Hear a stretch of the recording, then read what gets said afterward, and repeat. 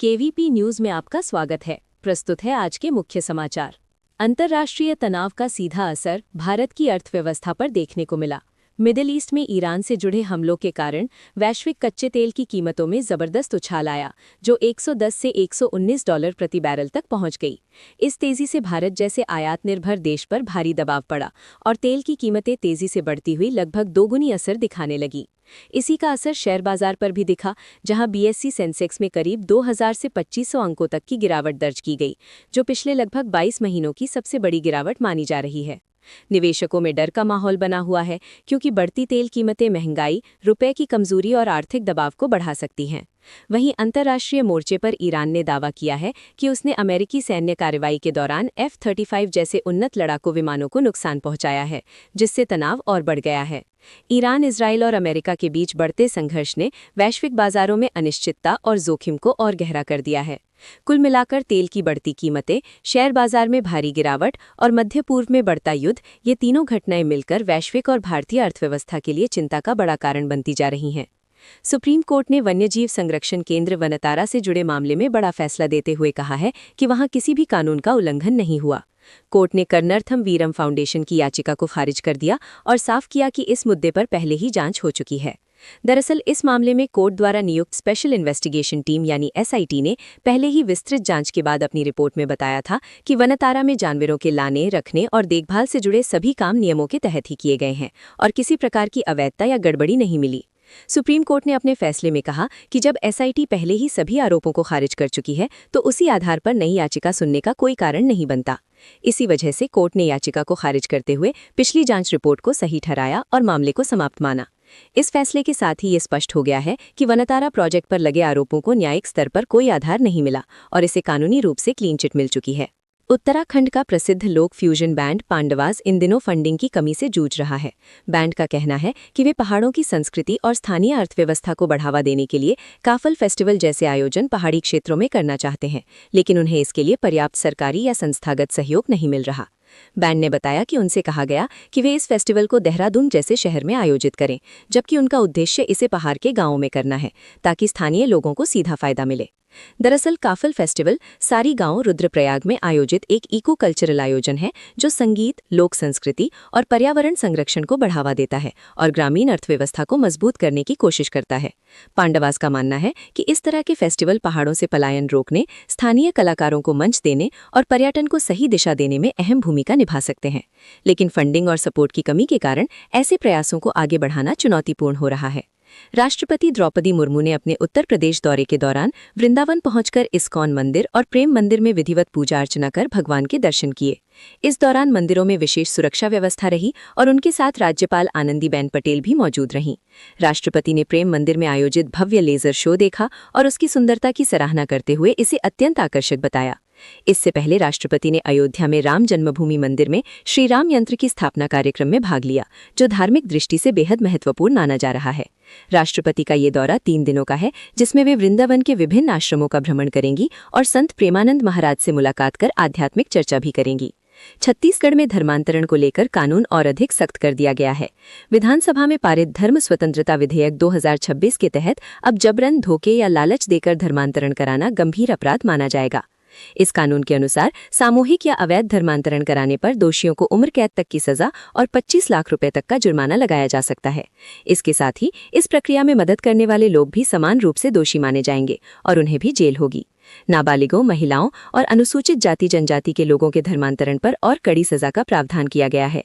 सरकार का कहना है कि ये कदम अवैध धर्मांतरण पर रोक लगाने के लिए उठाया गया है, जबकि विपक्ष इसे धार्मिक स्वतंत्रता से जोड़कर देख रहा है।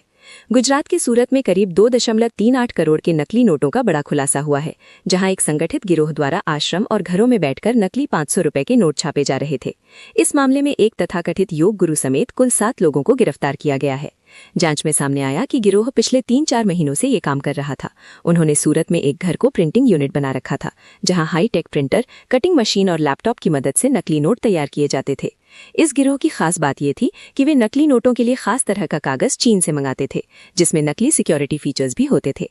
भुगतान क्रिप्टो करेंसी के जरिए किया जाता था ताकि ट्रैक न किया जा सके। पुलिस के अनुसार आरोपी पहले छोटे स्तर पर इन नोटों को बाजार में चलाकर टेस्ट करते थे, जैसे रेस्टोरेंट और दुकानों में, और जब नोट आसानी से चलने लगे तो बड़े स्तर पर फैलाने की योजना बनाई गई। पूरे ऑपरेशन का खुलासा तब हुआ जब अहमदाबाद में एक गाड़ी से बड़ी मात्रा में नकली नोट बरामद हुए। इसके बाद सूरत में छापेमारी कर और नोट और मशीनें जब्त की गईं।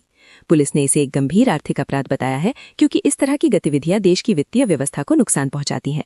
मामले में आगे की जांच जारी है और अन्य जुड़े लोगों की तलाश की जा रही है। पश्चिम एशिया में बढ़ते तनाव के बीच प्रधानमंत्री नरेंद्र मोदी ने 24 घंटे के भीतर कई बड़े वैश्विक नेताओं से बातचीत कर कूटनीतिक पहल तेज कर दी। इस दौरान उन्होंने इमैनुअल मैक्रों समेत ओमान, कतर, जॉर्डन और मलेशिया के नेताओं से बात की और सभी से एक ही बात दोहराई: तनाव कम करना और बातचीत के जरिए समाधान निकालना बेहद जरूरी है। मैक्रो से बातचीत में मोदी ने पश्चिम एशिया की स्थिति पर चिंता जताते हुए डी एस्केलेशन यानी तनाव कम करने और कूटनीति के रास्ते पर लौटने की जरूरत बताई। वहीं ओमान के सुल्तान से बातचीत में उन्होंने खास तौर पर हुर्मुज जलडमरू मध्य से सुरक्षित और निर्बाध आवाजाही पर जोर दिया, क्योंकि यही मार्ग दुनिया के बड़े हिस्से के तेल और गैस सप्लाई का मुख्य रास्ता है। दरअसल ईरान, इजराइल और अमेरिका से जुड़े संघर्ष के कारण क्षेत्र में ऊर्जा ठिकानों पर हमले हो रहे हैं और हालात लगातार बिगड़ रहे हैं। ऐसे में भारत ने साफ किया है कि ऊर्जा आपूर्ति, वैश्विक व्यापार और क्षेत्रीय शांति को बनाए रखने के लिए संवाद ही एकमात्र रास्ता है। देश भर में चैत्र नवरात्रि के शुभ अवसर पर देवी मंदिरों में भक्तों की भारी भीड़ उमड़ रही है और पूरे वातावरण में भक्ति और उत्साह का माहौल बना हुआ है। ये 9 दिनों का पावन पर्व मां दुर्गा के 9 स्वरूपों की आराधना का प्रतीक है, जिसमें श्रद्धालु व्रत, पूजा और विशेष अनुष्ठान करते हैं। इसी के साथ कई राज्यों में हिंदू नववर्ष भी मनाया जा रहा है। महाराष्ट्र में पारंपरिक उत्सव गुड़ी पड़वा बड़े धूमधाम से मनाया जा रहा है, जो नए साल, समृद्धि और शुभ शुरुआत का प्रतीक माना जाता है। प्रधानमंत्री नरेंद्र मोदी ने भी इस अवसर पर देशवासियों को शुभकामनाएं दी और नवरात्रि, गुड़ी पड़वा, उगादी सहित विभिन्न त्योहारों पर अलग अलग संदेश साझा किए। उन्होंने लोगों के जीवन में सुख, शांति, समृद्धि और सकारात्मक ऊर्जा की कामना की। नवरात्रि के पहले दिन से ही प्रमुख मंदिरों में भक्तों की लंबी कतारें देखने को मिल रही हैं, जहां लोग मां दुर्गा का आशीर्वाद लेने पहुंच रहे हैं। ये पर्व पूरे देश में आस्था, नवारंभ और सकारात्मक ऊर्जा का संदेश लेकर आया है। इजराइल और ईरान के बीच बढ़ते तनाव के बीच बड़ा बयान सामने आया है। इजराइल के प्रधानमंत्री बेंजामिन नेतन्याहू ने कहा कि ईरान के साउथ पार्स गैस फील्ड पर हमला उनकी सेना ने अकेले किया, इसमें अमेरिका की कोई भूमिका नहीं थी। ये हमला दुनिया के सबसे बड़े गैस भंडारों में से एक पर हुआ, जिससे क्षेत्र में तनाव और ज्यादा बढ़ गया और वैश्विक ऊर्जा बाजार भी प्रभावित हुआ। वहीं ईरान ने जवाबी कार्रवाई का दावा करते हुए कहा कि उसने एक अमेरिकी F-35 फाइटर जेट को नुकसान पहुंचाया। हालांकि अमेरिका ने केवल इतना पुष्टि किया कि एक F-35 ने मिशन के बाद इमरजेंसी लैंडिंग की और मामले की जांच जारी है। इस पूरे घटनाक्रम के बाद मध्य पूर्व में तनाव और बढ़ गया है, जहां दोनों पक्ष लगातार एक दूसरे पर हमले कर रहे हैं और हालात बड़े संघर्ष की ओर बढ़ते दिख रहे हैं। Kannada film KD the devil के गाने सर की चुनरकेडी को लेकर विवाद लगातार बढ़ता जा रहा है।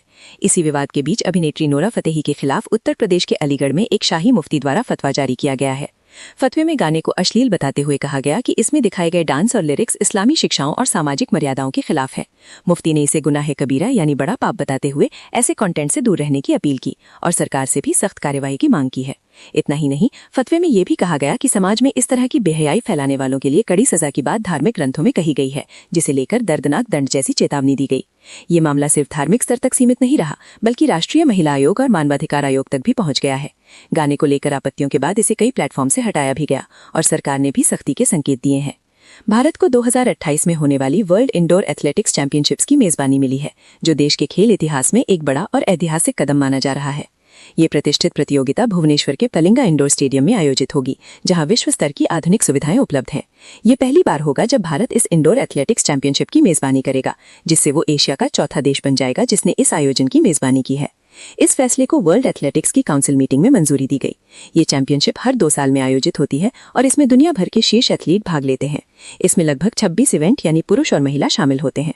हालांकि भारत ने अभी तक इस प्रतियोगिता में कोई पदक नहीं जीता है, लेकिन हाल के वर्षों में नीरज चोपड़ा जैसे खिलाड़ियों की सफलता से भारतीय एथलेटिक्स का स्तर तेजी से बढ़ा है।